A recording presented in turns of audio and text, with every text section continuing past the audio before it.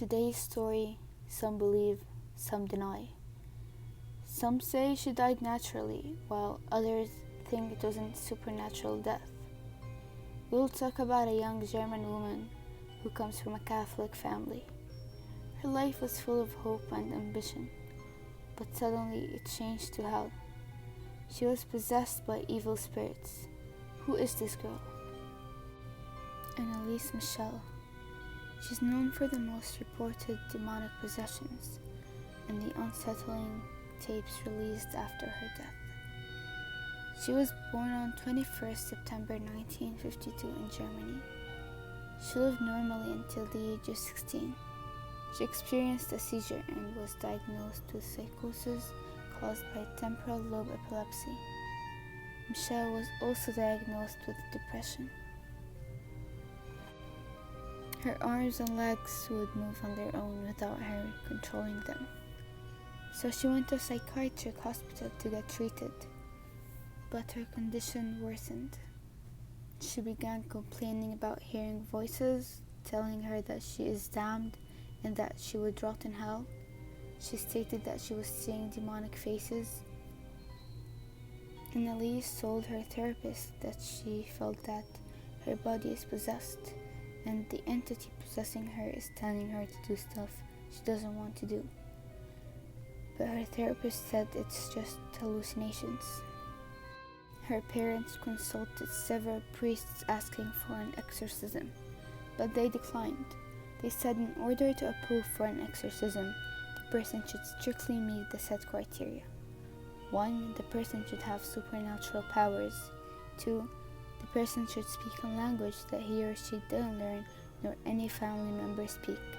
And thirdly, the person should have an intense dislike for religious objects.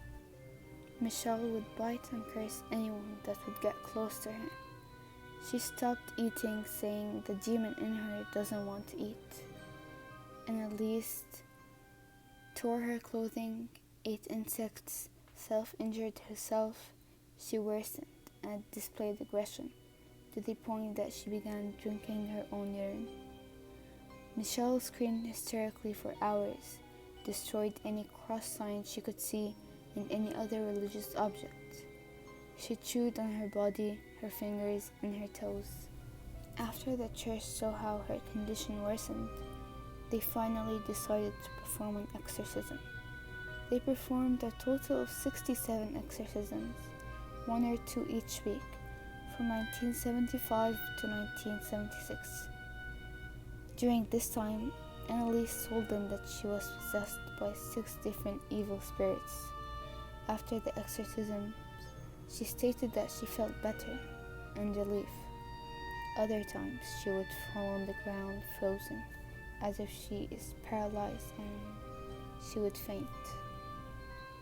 Her parents and the priests were the only people who attended the exorcisms.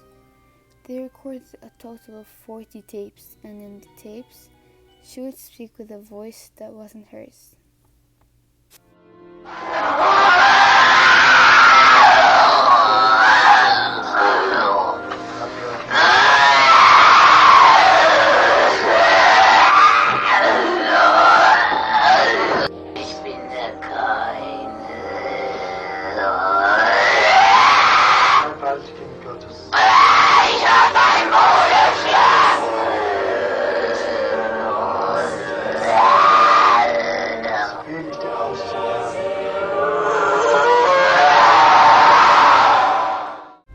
You are feeling fine after hearing the unsettling tapes.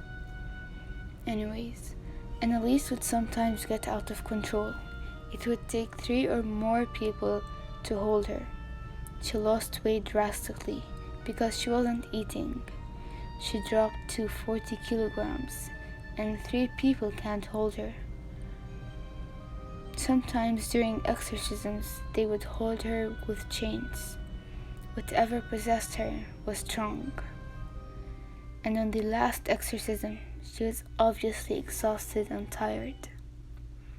Her last sentence, she said on the last exorcism, was, "I beg for forgiveness." And on 1st of July 1976, Michel turned and looked at her mother, saying, unscared. She passed away that night. The police arrested Michel's parents and the priests for neglecting her. The main reason for the death of Anneliese was malnutrition and dehydration, which could have been prevented 1 week before her death. Tapes were played in the court. They recorded Anneliese's voice saying sentences in incomprehensible language, and one of the tapes contained a conversation between two entities using Anneliese as a vessel, and their voices were distinguishable. The court brought in Michel's therapist and asked about his opinion. He stated that she suffered from a psychological disorder and that it was possible to save her if her parents got her a week before her death. And based upon the therapist's words, it was decided that Michel's parents and the priests were guilty and they would serve 6 months in prison. Some interesting information I came across as I was researching on the case. That was on June 2013, a fire broke out in the house where Anneliese and Michel lived. And there is the film in today's case. It's called The Exorcism of Emily Rose. It focuses on both the court case and the exorcism. I highly recommend it for you, although it's unsettling and chilling just like today's case. Thank you so much for watching, and bye!